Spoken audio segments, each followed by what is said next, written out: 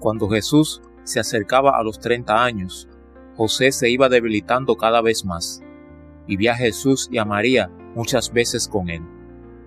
María sentábase a menudo en el suelo, delante de su lecho, o en una tarima redonda baja, de 3 pies, de la cual se servía en algunas ocasiones como de mesa.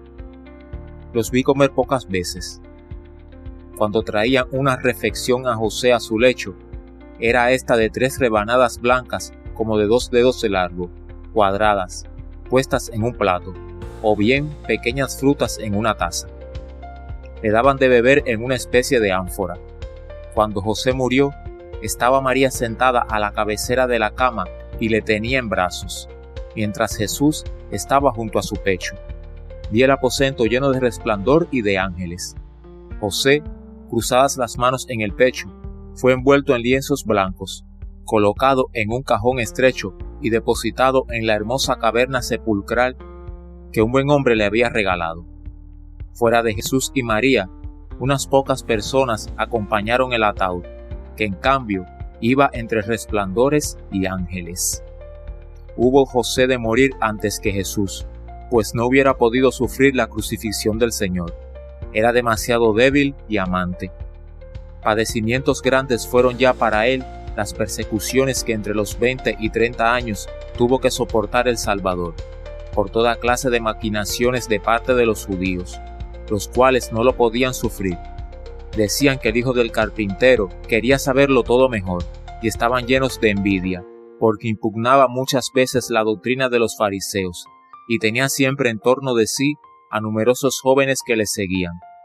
María sufrió íntimamente con estas persecuciones.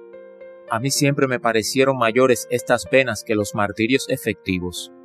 Indescriptible es el amor con que Jesús soportó en su juventud las persecuciones y los ardides de los judíos.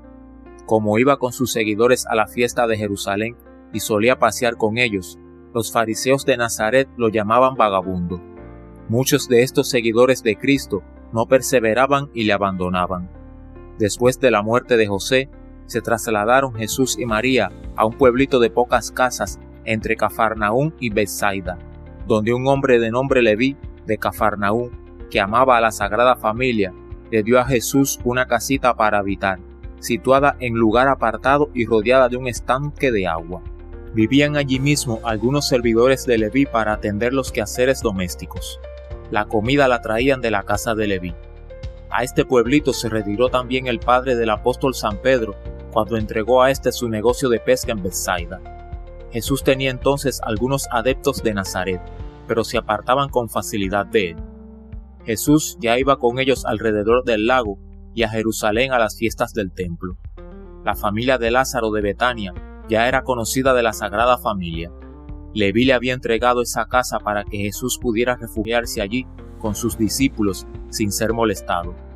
Había entonces en torno del lago de Cafarnaún una comarca muy fértil, con hermosos valles, y he visto que recogían allí varias cosechas al año.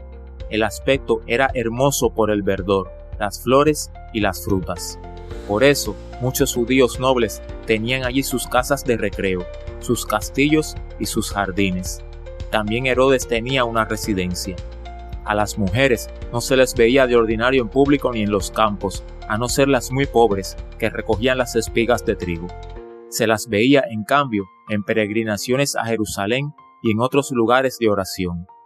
El comercio y la agricultura se hacían principalmente por medio de los esclavos y sirvientes. María Cleofás, que con su tercer marido, padre de Simeón de Jerusalén, vivía hasta ahora en casa de Ana, cerca de Nazaret, al dejar María y José su casa en Nazaret, se trasladó a esa casa con su hijo Simeón, mientras sus criados y parientes quedaban en las de Ana. Cuando en este tiempo Jesús se dirigió desde Cafarnaún a través de Nazaret hacia Hebrón, fue acompañado por María hasta Nazaret, donde quedó esperando su vuelta. María solía acompañar a su hijo con mucho cariño en estos viajes.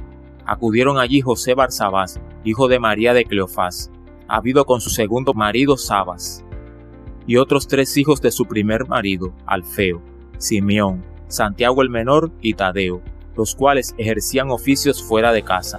Todos iban para consolarse con la vista de María y consolarla de la muerte de José. y para ver de nuevo a Jesús. Habían oído comentar las palabras de Simeón en el templo y la profecía de Ana en ocasión de la presentación de Jesús en el templo, pero apenas la creían, y por eso se unieron a Juan el Bautista, que había hecho su aparición en esos lugares.